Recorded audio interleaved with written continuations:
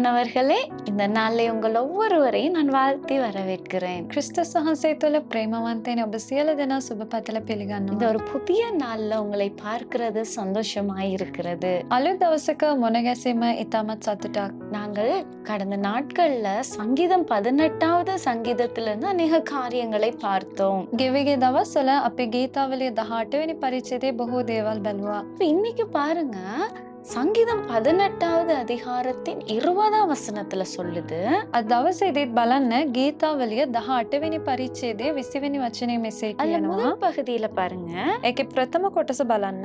கர்த்தர் என் நீதிக்கு தக்கதாக எனக்கு பதில் அளித்தார். ස්වාමීන් වහන්සේ මාගේ ධර්මිෂ්ඨකම ලෙස මට විපාක දුන්සේක. கர்த்தர் எங்கட நீதிக்கு தக்கதாய் பதில் அளிக்கிற தேவனாய் இருக்கிறார். උන්වහන්සේ අපගේ ධර්මිෂ්ඨකමට අනුව අපිට විපාක දෙනවා. இன்னைக்கு நம்ம வாழ்க்கையில அநேக நேரங்கள்ல எனக்கு நீதி கிடைக்கல, அப்படியே அநேக நேரங்கள்ல அங்கலாய்க்கிற நிலைமைகள் வரலாம். අප මේ දවස්වල අපගේ ජීවිතේ මට ධර්මිෂ්ඨකම සිද්ධ වුණේ නැහැ කියලා අපි කැළඹීමෙන් සිටින්න ஆனா පුළුවන්. கர்த்தர் இன்னைக்கு நம்மள பார்த்து சொல்றாரு, නමුත් ස්වාමීන් වහන්සේ අද දවසේදී අප දිහා බලලා நீதிக்கு කියනවා தக்கதாய் பதில் அளிப்பேன் அப்படின்னு கர்த்தர் சொல்றாரு. මම ධර්මිෂ්ඨකමට අනුව මං නුඹට විපාක දෙනවා කියලා இன்னைக்கு කියනවා. நீங்க பார்த்து கொண்டிருக்க நீங்க, අද බලාගෙන සිටින ඔබ இன்னைக்கு என் வாழ்க்கையில நீதி கிடைக்க மாட்டேங்குது, මගේ ජීවිතේ ඇවිල්ලා ධර්මිෂ්ඨකම සිද්ධ වෙන්නේ என் නැහැ. வாழ்க்கையில அநேக காரியங்கள்ல நான் நன்மையானதை செய்கிறேன், මගේ ජීවිතේ මම යහපත් දේවල් කරනවා. என் வாழ்க்கையில நான் நீதியே இல்ல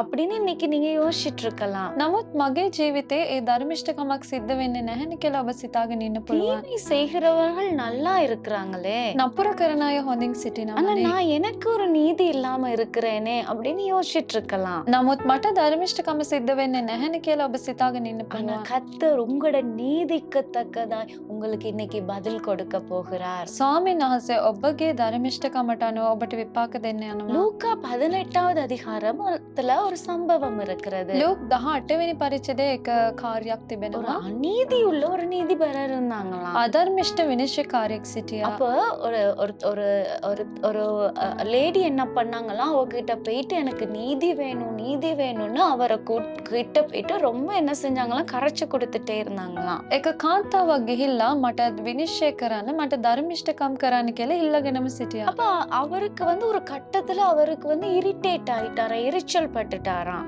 එයා ඒ විනිශ්චයකාරයා පොඩි වෙලාවකින් එයා ඇවිල්ලා ඉරිටේට් වුණා.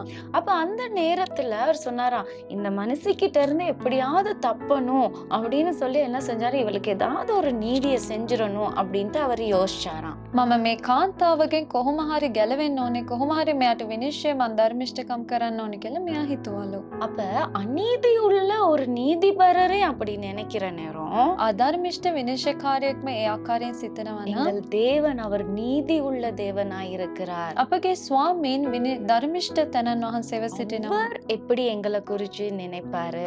උන්වහන්සේ කොයි ආකාරයෙන්ද අප ගැන இன்னைக்கு සිතන්නේ? உங்களுக்கு அநேக நாள் நீதி கிடைக்காம பதில் கிடைக்காம இருக்கலாம். අද දවසේදී ඔබට බොහෝ වෙලාවට ඇවිල්ලා ඒ ධර්මිෂ්ඨකම සිද්ධ වෙන්නේ නැති වෙන්න ஆனா පුළුවන්. கர்த்தர் இன்னைக்கு உங்களுக்கு நீதியை செய்து உங்களுக்கு பதில் அளித்து உங்க வாழ்க்கையை உயர்த்த போகிறார். ස්වාමීන් වහන්සේ ඔබට ධර්මිෂ්ඨකම් කරලා ඔබ උසස් කරන්න இன்னைக்கு යනවා. எந்த காரியத்துல உங்களுக்கு நீதி வேணும்னு இதை பார்த்துட்டு இருக்கிறீங்க? ඔබට කොයි තැනක ඉඳ මොන දෙයක් තුළද ඔබට ධර්මිෂ්ඨකම අවශ්‍යයි? இன்னைக்கு கர்த்தர்கிட்ட ஒப்பு கொடுப்பீங்களா? අද ස්වාමීන් වහන්සේට ඔබ බාර எங்கள் කරන්න. அன்புள்ள தகப்பனே, අපගේ යහපත් இந்த ස්වාමීනි, நாளுக்காக உமக்கு நன்றி செலுத்துகிறோம். අද දවස නිසා ස්තුතියි.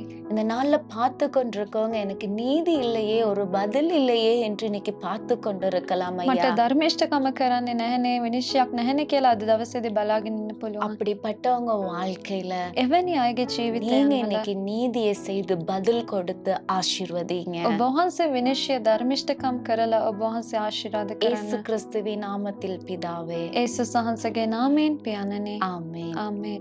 God bless you. God bless you.